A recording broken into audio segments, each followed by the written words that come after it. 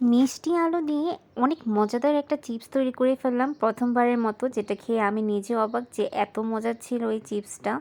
তো এই চিপসটা আমি কিভাবে তৈরি করলাম সেটাই দেখাচ্ছি।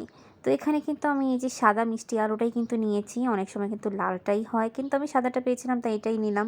তো এখানে আমি সুন্দর করে আলুগুলোকে কেটে নিয়েছি স্লাইস করে। তো এভাবে কেটে রাখতে হবে আলুটাকে।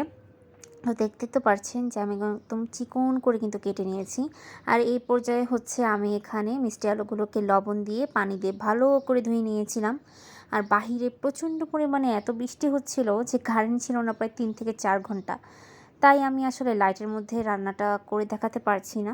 তো এখানে হচ্ছে আমি মিষ্টি আলুগুলোকে ভালো করে তেলে কিন্তু একদম কোনো মরিচ, লবণ কিছু ছাড়াই কিন্তু আমি এখানে ভেজে নিচ্ছি। যদি মনে হয় যে একটু লবণের দরকার হয় তাহলে আপনারা কিন্তু লবণটা অ্যাড করে ফেলতে পারেন।